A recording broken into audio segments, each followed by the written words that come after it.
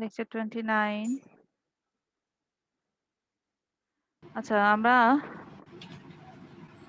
Chapter 7 A ভ্যালুইং the environment, হ্যাঁ, এই চ্যাপ্টারটা পড়তেছিলাম। তো গত ক্লাসে আমরা দেখছিলাম যে কিভাবে পরিবেশের বিভিন্ন যে সম্পদগুলো আছে সেগুলোর উপরে কি কি পদ্ধতিতে মূল্য মানে মূল্য আরোপ করা যায়, এরকম কিছু মেথড আমরা ওখানে দেখেছিলাম। হ্যাঁ, সেখানে তো সেটার পরিপ্রেক্ষিতেই আজকে এটাকে আরেকটা আমরা কি করবো, ইলেবরেটলি এটাকে আমরা কি করবো, বিশ্লেষণ করব।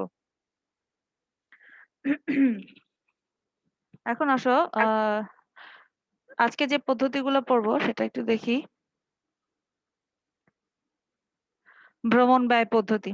হ্যাঁ, আজকে যেটা পড়বো সেটা হচ্ছে তোমার ভ্রমণ ব্যয় পদ্ধতি। এটা টপিকস এর নামটা লিখো, কারণ এখান থেকে আমরা কিছু ম্যাথের মানে কিছু সমীকরণ লিখবো আর এখান থেকে কিছু একটা করে চিত্র আঁকবো। হ্যাঁ, তো এই জন্য একটু তোমরা ভ্রমণ ব্যয় পদ্ধতিটা একটু হেডিংটা লিখো।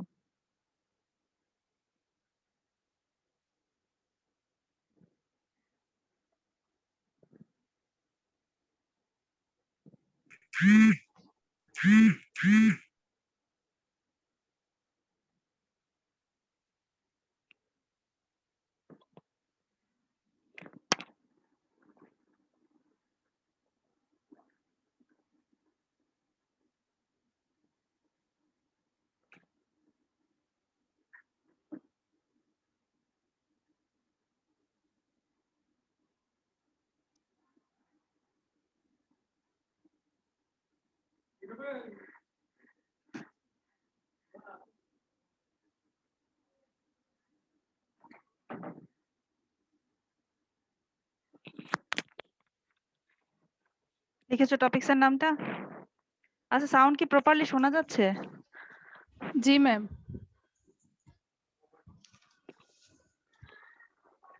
আচ্ছা, এখন আসো, তো ভ্রমণ ব্যয় পদ্ধতিটা কি? ভ্রমণ ব্যয় পদ্ধতি হচ্ছে তোমার পরোক্ষ ব্যক্ত পছন্দ পদ্ধতির একটি ধরন, হচ্ছে তোমার ভ্রমণ ব্যয় পদ্ধতি। ঠিক আছে? তো পরোক্ষ ব্যক্ত পছন্দ তো আমরা আগেও দেখেছি, কি ব্যক্ত পছন্দ হচ্ছে যখন আমি সরাসরি কোনো জিনিস পছন্দ করি, হ্যাঁ, সেটা যখন আমি সে সম্পর্কে যখন আমি বলি যে হ্যাঁ এটা আমার পছন্দ বা অপছন্দ, মানে আমি যখন সরাসরি বলি, হ্যাঁ, সেটাকে আমরা সাধারণত বলে থাকি ব্যক্ত পছন্দ। আর পরোক্ষ যে পছন্দটা, পরোক্ষ ব্যক্ত পছন্দ যেটা হচ্ছে তোমার, আমরা জানি যে বিভিন্ন পছন্দের যে সেট, বিভিন্ন বিকল্প পছন্দের যে সেটগুলো আছে সেগুলো নিয়ে যখন ভোক্তার সামনে আমরা হাজির হই এবং তার ভিত্তিতে যখন আমরা সরি ভিত্তিতে যখন আমরা পরিবেশগত সম্পদের আর্থিক মূল্যটা নির্ণয় করি, সেটাকে আমরা সাধারণত বলে থাকি পরোক্ষ বিবৃত পছন্দ তত্ত্ব বা পরোক্ষ ব্যক্ত পছন্দ তত্ত্ব। ঠিক আছে? তাহলে এখানে আমরা ভ্রমণ ব্যয় পদ্ধতি যেটা দেখবো, এখানে হচ্ছে আমরা বিভিন্ন সেট নিয়ে আসবো, বিভিন্ন পছন্দের সেট নিয়ে আসবো এবং সেটা নিয়ে ভোক্তার কাছে হাজির হবো এবং তার ভিত্তিতে পরিবেশগত সম্পদের আমরা কি করব, মূল্য নির্ধারণ করব। হ্যাঁ, এখন আসো, সাধারণভাবে বলা যায় যে বিনোদন স্থানে পরিবেশগত মূল্য নির্ণয়ের যে পদ্ধতি ব্যবহার করা হয় তাকে আমরা বলবো কি, ভ্রমণ ব্যয় পদ্ধতি। ঠিক আছে? যুক্তরাষ্ট্রের অর্থনীতিবিদ হ্যারোল্ড হোটেলিং 1947 সালে যুক্তরাষ্ট্রের জাতীয় উদ্যান কর্তৃপক্ষের কাছে লেখা চিঠিতে বিনোদন পার্কের মূল্য নির্ধারণে যে পরামর্শ প্রদান করেন, তার ভিত্তিতেই কিন্তু এই ভ্রমণ ব্যয় পদ্ধতিটা গড়ে উঠেছেন। যে আমরা যে বিনোদন পার্কগুলোতে যে আমরা ভ্রমণ করতে যাই, এখন এই বিনোদন পার্কগুলোর উপরে আমরা কিভাবে মূল্যগুলো আরোপ করতে পারি, সেটার জন্য উনি মূল্য নির্ধারণের জন্য কিছু পরামর্শ দিয়ে কি করেছেন, 1947 সালে যুক্তরাষ্ট্রের জাতীয় উদ্যান কর্তৃপক্ষের কাছে একটা চিঠি লিখেছেন বা কিছু পরামর্শ সেখানে উল্লেখ করেছেন। হ্যাঁ, এখন আসলে এই সময়ের পরিবর্তনের সাথে সাথে এই পদ্ধতির কিছু সংশোধন এবং পরিমার্জন করা হয়েছে। তো পরিবেশগত সম্পদের মূল্য নির্ণয়ের ক্ষেত্রে এটি হচ্ছে সবচেয়ে প্রাচীন পদ্ধতি। ভ্রমণ ব্যয় পদ্ধতির অনেক সুবিধা থাকার কারণে এই পদ্ধতিটি কি হচ্ছে অত্যন্ত জনপ্রিয়। এখন আসলে ভ্রমণ ব্যয় পদ্ধতির তাত্ত্বিক ভিত্তিটা আমরা এখানে একটু দেখি, তাত্ত্বিক ভিত্তিটা আমরা কি বলেছে। আমরা ভ্রমণ ব্যয় পদ্ধতির তাত্ত্বিক ভিত্তি আলোচনার ক্ষেত্রে একজন ব্যক্তি এবং একটি পরিবেশগত দ্রব্য, একজন ব্যক্তি নিব আর হচ্ছে কি একটি পরিবেশগত দ্রব্য নিব, যেমন হচ্ছে তোমার পার্ক বিবেচনা করব। ধরি কিউ ইকুয়াল টু পার্কের পরিবেশগত গুণাগুণ, ভি ইকুয়াল টু পার্ক পরিদর্শনের সংখ্যা, এক্স ইকুয়াল টু অন্যান্য সম্পর্কিত স্বাভাবিক দ্রব্যের পরিমাণ। ঠিক আছে? তাহলে এখানে একটু লিখো যে আমরা এখন একটা পার্কের কি করব, গুণাগুণ নির্ধারণ করব, বা পার্কে আমরা যে প্রবেশ করব সেটার দাম কম না বেশি হলে কতটুকু পরিমাণে ভ্রমণ হবে, আমি আমার সময়ের আমার যে জীবনযাপনের যে সময়, যে আমি কতটুকু পরিমাণ সময় এই পার্কের পেছনে ব্যয় করবো, অথবা পার্কে ঘুরতে যাওয়ার জন্য ব্যয় করবো, বা কি পরিমাণ আমি কস্ট এক্ষেত্রে বহন করব, এই জিনিসটা আমি পরিমাপ করার জন্য আমি সেটাকে কি করবো, একটা ইকুয়েশনে নিয়ে আসবো। ঠিক আছে? তো ইকুয়েশন নেওয়ার জন্য আমাকে এখানে কিছু নির্ধারক নিতে হবে। যেমন ধরো এখানে আমরা বলতেছি যে একটা পরিবেশগত সম্পত্তির নাম পার্ক, ধরি কিউ ইকুয়াল টু পার্কের পরিবেশগত গুণাগুণ। লিখো স্মল কিউ ইকুয়াল টু পার্কের পরিবেশগত গুণাগুণ, capital V equal to park পরিদর্শনকারীর সংখ্যা, ক্যাপিটাল এক্স ইকুয়াল টু অন্যান্য সম্পর্কিত স্বাভাবিক দ্রব্যের পরিমাণ।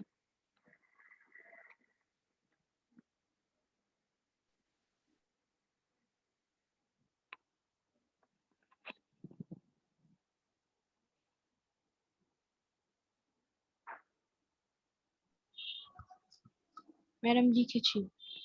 আচ্ছা, এখন আসলে আমরা এই ৩টা জিনিস এখানে পেলাম। একজন ভোক্তা বিবেচনা করেছি আর একটা পরিবেশগত দ্রব্য নিয়েছি পার্ক। এখন আসো আমরা যারা ভোক্তারা আছি, বা যেই ভোক্তাকে এখানে বিবেচনা করা হয়েছে, সেই ভোক্তা আমরা ধরে নিচ্ছি যে সাধারণত আমরা সময়টা বিবেচনা করব ১ বছর। হ্যাঁ? এই ১ বছরে ভোক্তা স্বাভাবিক দ্রব্য এবং পরিবেশগত যে দ্রব্যটা আছে, এই দ্রব্য দুটোই কি করবে, সে ভোগ করবে। স্বাভাবিক দ্রব্যও ভোগ করবে, সে পরিবেশগত দ্রব্যটা কি করবে, সে ভোগ করবে। এবং এই দ্রব্য ভোগের মাধ্যমে আমরা জানি যখনই ২টা দ্রব্য পাশাপাশি ভোগ করে সেক্ষেত্রে সমাপ্রান্তিক উপযোগ বিধির আন্ডারে আমরা জানি তার ভোগ তার উপযোগ কি করতে চায়, সে সর্বোচ্চ করতে চায়। সর্বোচ্চ করতে চায়, কিন্তু তার আয়টি হচ্ছে, তার আয় এবং সময় দুইটাই হচ্ছে সীমিত, লিমিটেড। হ্যাঁ? তা এই জন্য যেহেতু আয় এবং সময় দুইটাই সীমিত, সেজন্য তার পক্ষে সবসময় কি করে না, এই দুইটা দ্রব্য একসাথে ভোগ করা সম্ভব হয় না। ঠিক আছে? যে একটাকে ছেড়ে আরেকটাকে অনেক সময় কি করতে হয়, ভোগ করতে হয়। ঠিক আছে? তো এই জন্য এটাকে কি করব আমরা, একটা শর্তযুক্ত সর্বোচ্চকরণ যে সমস্যাটা আছে, যে উপযোগ সর্বোচ্চকরণ যে সমস্যা হিসেবে এটাকে কি করব আমরা বিবেচনা করব। উপযোগ সর্বোচ্চকরণের সমস্যা হিসেবে সেটাকে কি করব আমরা এখন বিবেচনা করি। তাই সেক্ষেত্রে এখানে ২টা সমীকরণ আসবে। হ্যাঁ? ২টা সমীকরণ, একটা হবে তোমার সর্বোচ্চকরণের শর্ত, আরেকটা হচ্ছে তোমার কি বাজেট শর্ত। তো এখন আমরা একটু এটাকে ইকুয়েশনের মতো নিয়ে নেই। তো এখন দেখো, আমরা দেখো এক্ষেত্রে ভোক্তার সমস্যাকে একটি শর্তযুক্ত উপযোগ সর্বোচ্চকরণের সমস্যা হিসেবে আমরা কি করব, বিবেচনা করব। এক্ষেত্রে ধরি, লিখো পি নট ইকুয়াল টু প্রতিবার পার্ক ভ্রমণে ভোক্তার অর্থ ব্যয়ের পরিমাণ। প্রতিবার যে সে পার্কে ভ্রমণ করতেছে তার জন্য যে তার অর্থটা ব্যয় হচ্ছে সেটা হচ্ছে তোমার পি নট পরিমাণ। ঠিক আছে? ডব্লিউ ইকুয়াল টু কর্মক্ষেত্রে ভোক্তার প্রতি ঘন্টার মজুরি, এল ইকুয়াল টু মোট শ্রম ঘন্টা। লেখা হলে বলবো আমাকে, স্টেপ বাই স্টেপ একসাথে আগাবো। হ্যাঁ? পি নট ইকুয়াল টু প্রতিবার পার্ক ভ্রমণে ভোক্তার অর্থ ব্যয়ের পরিমাণ, ডব্লিউ ইকুয়াল টু কর্মক্ষেত্রে ভোক্তার প্রতি ঘন্টা মজুরি, এল ইকুয়াল টু হচ্ছে তোমার মোট শ্রম ঘন্টা। লেখাটা কি ক্লিয়ারলি দেখা যাচ্ছে, না আর একটু বড় করে দিব? ম্যাম না ম্যাম আরেকটু দেখা বড় যাচ্ছে। করবেন। একটু বড় করে দিই না?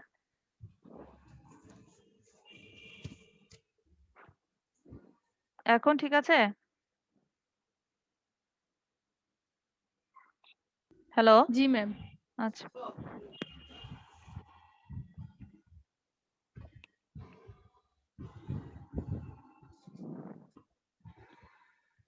পি নট প্রতিবার পার্ক ভ্রমণে ভোক্তার অর্থ ব্যয়ের পরিমাণ, ডব্লিউ ইকুয়াল টু কর্মক্ষেত্রে ভোক্তার প্রতি ঘন্টা মজুরি, এল ইকুয়াল টু মোট শ্রম ঘন্টা। ঠিক আছে?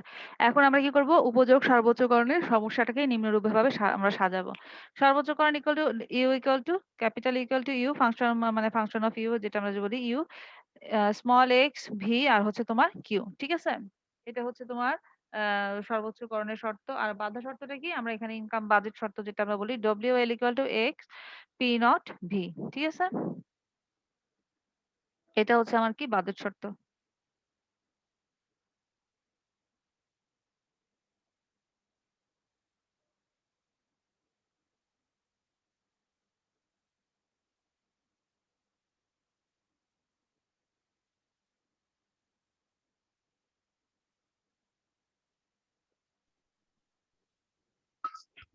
ম্যাডাম লিখেছি।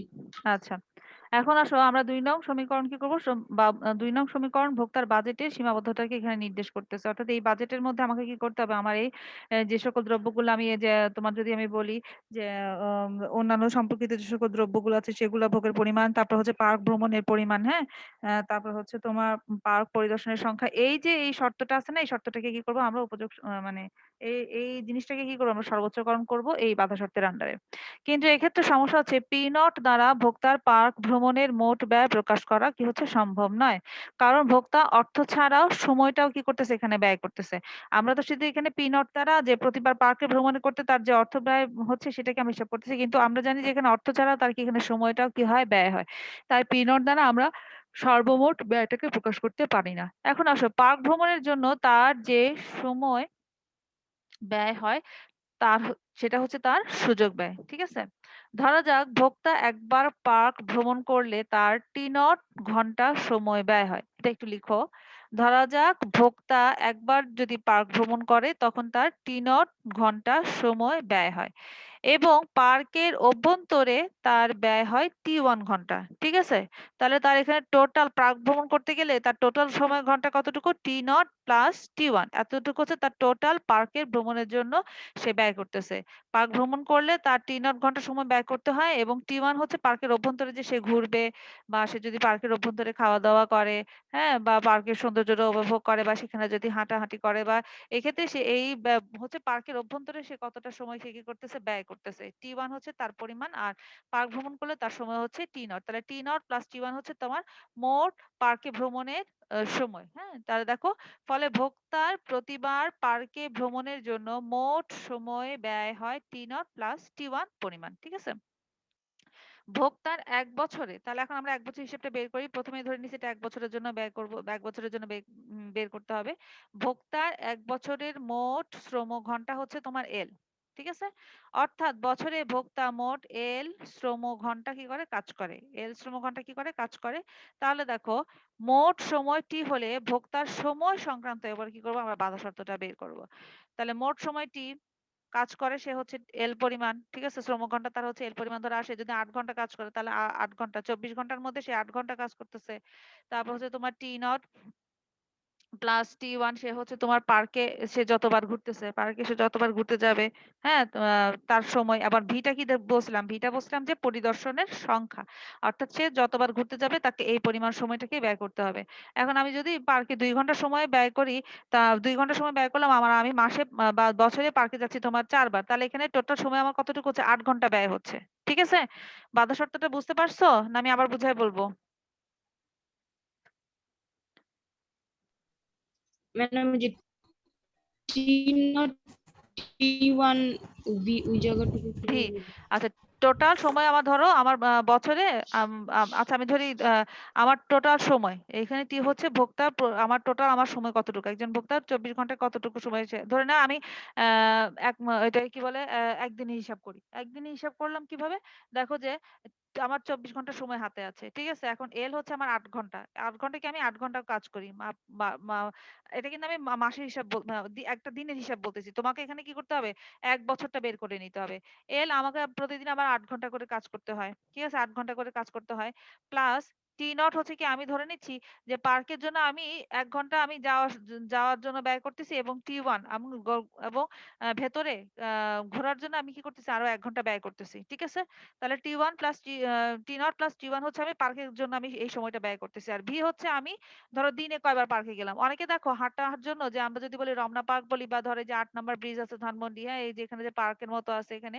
তো এখানে কিন্তু সকালে একবার যায় এবং ভোরে একবার যায় এবং তোমার বিকালে অফিস থেকে ফেরার সময়ও কিন্তু তারা কি করে একবার সেখানে সময়টাকে কি করে ব্যয় করে। ঠিক আছে? তো এখন দেখো যে আমি ধরি দিনে যদি আমি পার্কে এখন যদি ২ বার যাই, ভি হচ্ছে সেটার সংখ্যা। আমি দিনে কয়বার যাচ্ছি? এখানে তো বছরে বলছে আমি একদিন হিসাবটা বলি। যে আমি আ ডেইলি হয়তোবা ২ বার যাচ্ছি। পরিদর্শনের সংখ্যা হচ্ছে ২। সময় হচ্ছে আমার ১ প্লাস ২। তাহলে এখানে আমার টোটাল সময় এখানে কতটুকু সময় যাচ্ছে আমার 2 into 2, হ্যাঁ? অর্থাৎ 4 অর্থাৎ ৪ ঘন্টা আমার এখানে সময় যাচ্ছে। আর এল হচ্ছে আমার মোট শ্রমঘন্টা কত সময় পর্যন্ত সেখানে আমার শ্রমঘন্টা কত ৮ ঘন্টা শ্রম। ঠিক আছে? আর টোটাল আমার দিনে আমি ২৪ ঘন্টা সময় পাচ্ছি। হ্যাঁ? তো এই যে এভাবে আমরা কি করতে পারি যে একটা বছরের হিসাবটাকে এখানে কি করে নিতে পারি? বের করতে পারি। যে অর্থাৎ আমি পার্কের জন্য কতটুকু সময় এখানে কি করতে পারি? ব্যয় করতে পারি। সুজানা বুঝতে পারছো? জি ম্যাম। আচ্ছা। এখন আসো এটাকে আমরা কি করব? এল অর্থাৎ এল হচ্ছে কি এখন আমি কাজের সময়টাকে বের করে নিব। এল কাজের সময়টা তাহলে আমার কতটুকু হবে? টোটাল সময় থেকে যখন আমি পার্কে পরিদর্শনের জন্য আমি আমার লাইফের কতটুকু অংশ ব্যয় করতেছি, যখন সেটা আমি ব্যয় করব তাহলে সেখান থেকে আমি আমার শ্রম ঘন্টাটা বের করে ফেলতে পারবো। ঠিক আছে? তখনই সেখান থেকে আমি কি করতে পারি? শ্রম ঘন্টাটা বের করে ফেলতে পারি। তাহলে L equal to T minus T nought plus T one into V. ঠিক আছে? ৩ নাম্বার সমীকরণ পর্যন্ত করো, তারপর আমি নেক্সটটা বুঝাচ্ছি।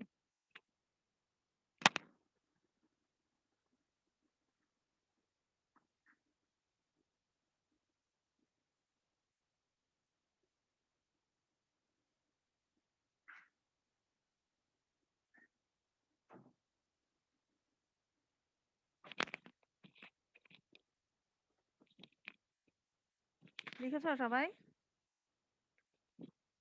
হ্যালো? জি ম্যাম। আচ্ছা। তাহলে আমাদের ৩ নম্বর সমীকরণ পর্যন্ত আমরা শেষ করতে পারলাম। এখন আসো ৩ নং সমীকরণের এল এর মান এখন কি করব? আমরা ২ নং সমীকরণে বসাবো। এই যে ২ নম্বর সমীকরণে এখন আমরা কি করব? বসাবো। বাজেটে এখানে আমরা এল এর মানটা পেয়ে গেছি। হ্যাঁ? তাহলে এখন এল এর মানটা আমরা পেয়ে গেছি। তাহলে এক্ষেত্রে আমরা কি করব? যে এল এর মানটা ২ নং সমীকরণে এখানে কি করব? আমরা বসাবো। তাহলে এখন আমরা দেখি বসাই কি অবস্থাটা দাঁড়ায়।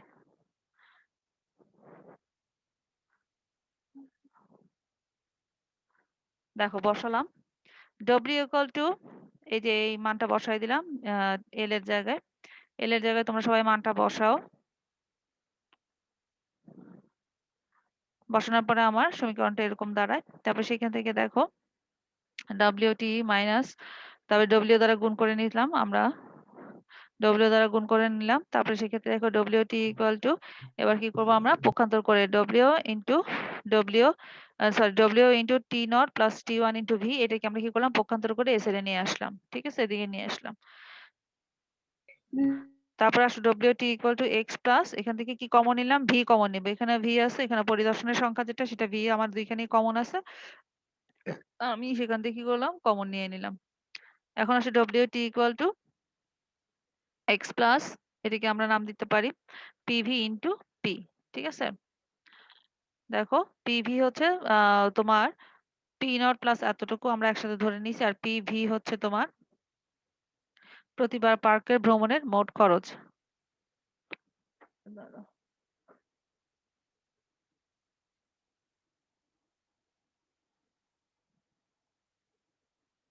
প্রতিবার পার্কে ভ্রমণের জন্য আমার মোট খরচটা আমরা এখানে কি করে নিলাম? বের করে নিলাম। এক্স হচ্ছে তোমার অন্যান্য সম্পর্কিত দ্রব্যের পরিমাণ। হ্যাঁ? তারপর হচ্ছে পিভি হচ্ছে তোমরা যেটা বললাম প্রতিবার পার্কে ভ্রমণের জন্য মোট খরচ। হ্যাঁ? আর ভি এক্সটা একটু হচ্ছে বড় হাতের। এটা স্মলই দিবা। এখানে আমরা প্রথমে কি লিখছিলাম? ক্যাপিটাল লিখছিলাম না? তাহলে ক্যাপিটালই দিবা। যেকোনো একটা মেনটেন করবা। বইয়ে অনেক সময় প্রিন্টিং মিস্টেকের কারণেও এরকম হয়। তোমরা যখন প্রথমে ক্যাপিটাল লিখছো তাহলে সবখানে ক্যাপিটালই দিবা। স্মল দেওয়ার দরকার নেই। হ্যাঁ? আর ভি যেটা বলছিলাম সেটা হচ্ছে তোমার জি পার্ক ম্যাম। পরিদর্শনের সংখ্যা। তাহলে পার্ক পরিদর্শনের সংখ্যাকে আমরা খরচ দ্বারা গুণ করলেই আর তোমার এক্স আমরা বলছি সম্পর্কিত অন্যান্য দ্রব্যের পরিমাণ এই দুইটার আমরা যোগফল পেলে যোগ করলে আমরা কি করতে পারি যে আমার যে কতটুকু পরিমাণ সময় আমার এখানে ব্যয় হচ্ছে সেটা আমরা কি করতে পারি বের করতে পারি। দুইটাই কি হবে সমান হবে। হুম? এতটুকুতে বুঝতে কারো কোথাও সমস্যা আছে? না ম্যাম। আচ্ছা, তারপরে আসো এটাকে সমীকরণ আমরা নাম দেই ৩। এটাকে আমরা নাম দিই ৪ নম্বর সমীকরণ। ৪ নং সমীকরণ নাম দাও। এখন আসো 4 নং সমীকরণ একই সাথে ভোক্তার আর্থিক এবং সময়গত সীমাবদ্ধতাকে নির্দেশ করে, ঠিক না? দেখো তো এই যে এই সাইডে আমরা পাচ্ছি কি সময়গত, এটা হচ্ছে আমার সময়গত, আর এটা সরি এটা হচ্ছে ডব্লিউটি হচ্ছে আমার সময়গত, আর এটা হচ্ছে কি আমার আর্থিক, এটা হচ্ছে কি আমার আর্থিক, অর্থাৎ আর্থিক এবং সময়গত দুইটা বিষয়কে আমি 4 নম্বর সমীকরণের মাধ্যমে কি করতে পারি, তুলে ধরতে পারি। এই সীমাবদ্ধতার আলোকে ভোক্তার উপযোগ সর্বোচ্চকরণকে লেখা যায় U equal to U X V. তো আমরা যে সমীকরণটা লিখছিলাম, যে প্রথম 1 নম্বর সমীকরণ যেটা দেখছিলাম, 1 নম্বর সমীকরণটাকে এভাবে লেখা যায়। আর ডব্লিউটি ইকুয়াল টু হ্যাঁ এক্স প্লাস পিভি ইনটু টি, এভাবে কি করতে পারি, আমরা লিখতে পারি। ঠিক আছে? এখন আসো 5 নম্বর এবং 6 নম্বর সমীকরণের সাহায্যে আমরা চাহিদা অপেক্ষককে এখন নিম্নরূপে সাজাবো। V equal to function of PV Q and Y. এভাবে আমরা জাস্ট একটু সাজায় নিলাম। যেক্ষেত্রে ভি হচ্ছে তোমার পার্কে পরিদর্শনের সংখ্যা বা চাহিদা, যেটা চাহিদা অপেক্ষক, যেহেতু আমরা হচ্ছে কতটুকু পরিমাণ চাহিদা করতেছি। পিভি হচ্ছে ভ্রমণ ব্যয়। কিউ হচ্ছে তোমার পার্কের পরিবেশগত গুণাগুণ, কোয়ান্টিটি মানে এটার কোয়ালিটিটা কেমন। ওয়াই ইকুয়াল টু ভোক্তার আয়। তাই মোট চাহিদা অপেক্ষককে আমরা কি করে নিছি, এভাবে বের করে নিছি। একটু লিখে ফেলো। এরপর আমরা একটা গ্রাফ আঁকবো, গ্রাফের সাহায্যে এটাকে ব্যাখ্যা করবো।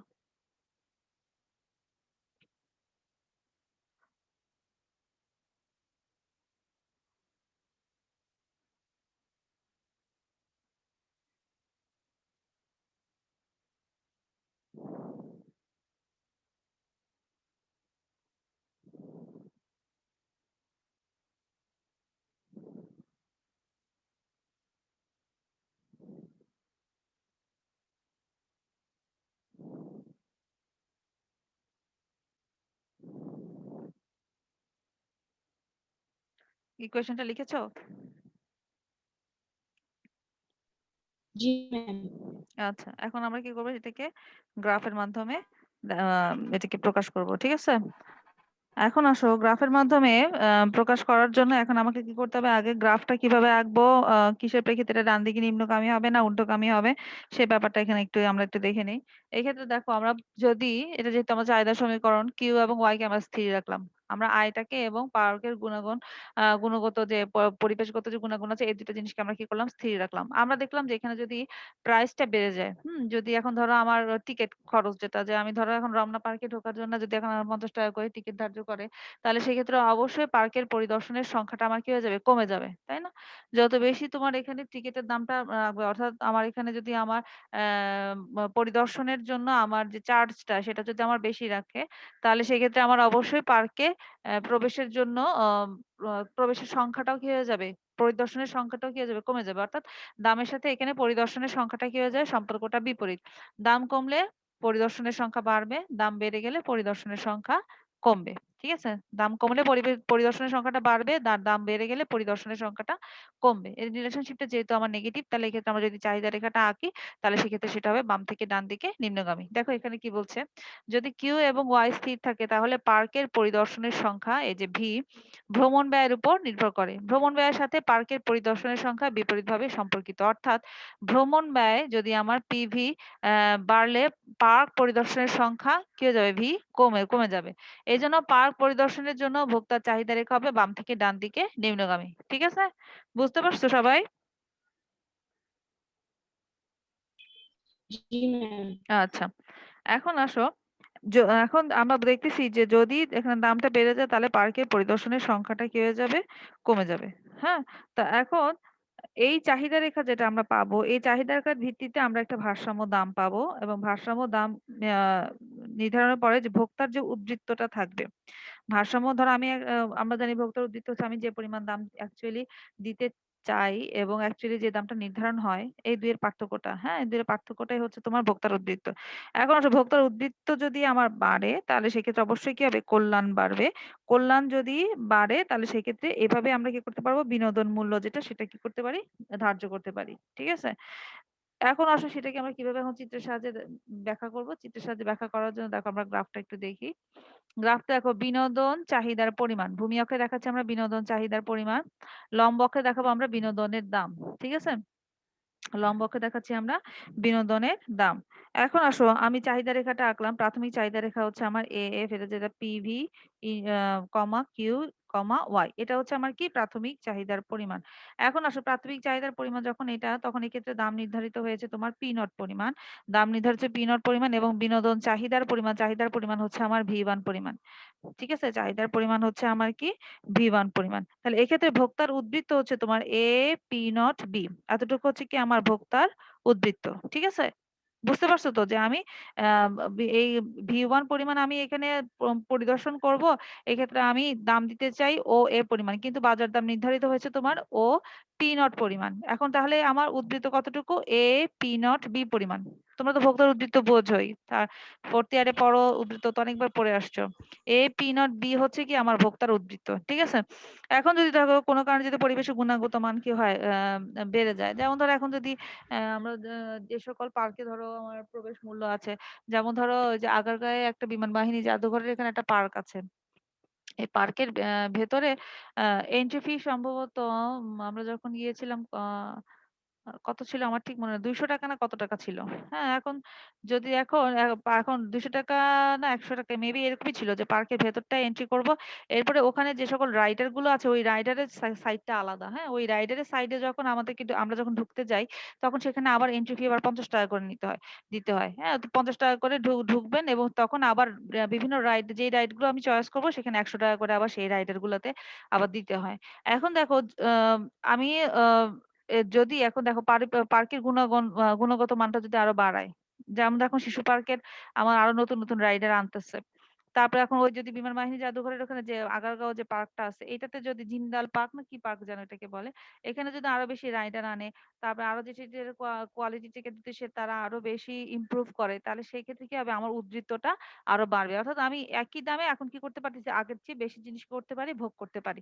তাহলে এই ক্ষেত্রে দেখো যদি কোয়ালিটিটা আমার এখন যদি বেড়ে যায়, তাহলে এটা আমরা জানি বাম থেকে ডান দিকে, সরি, এটা আপওয়ার্ড শিফটিং হবে। হ্যাঁ, বা ডান দিকে এটা কি হবে, শিফট হবে, স্থানান্তর হবে।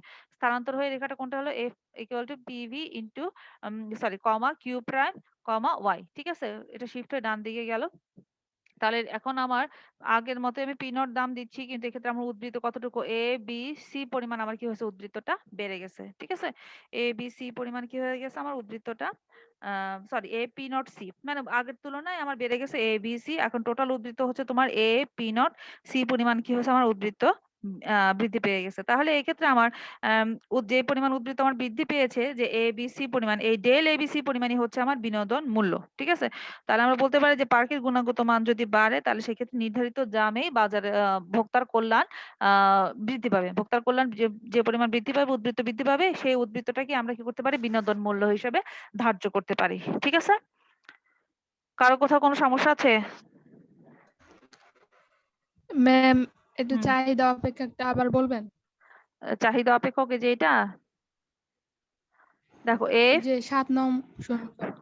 7 নাম্বার, এই যে হ্যাঁ 7 নাম্বার সমীকরণ, এখানে আমরা কি করছি, চাহিদা অপেক্ষক নিছি।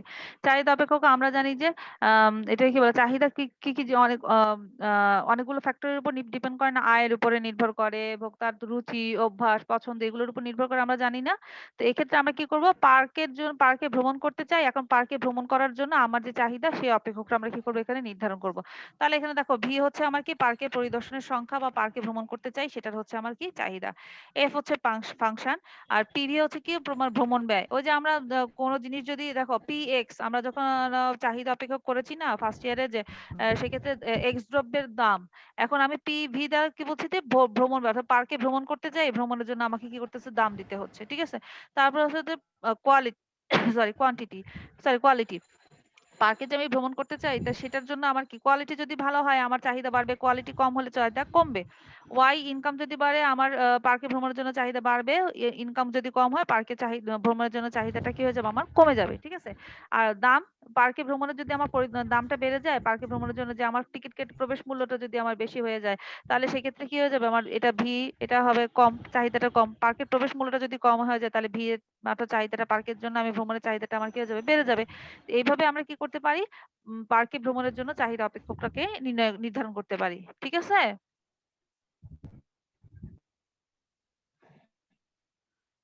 হ্যালো।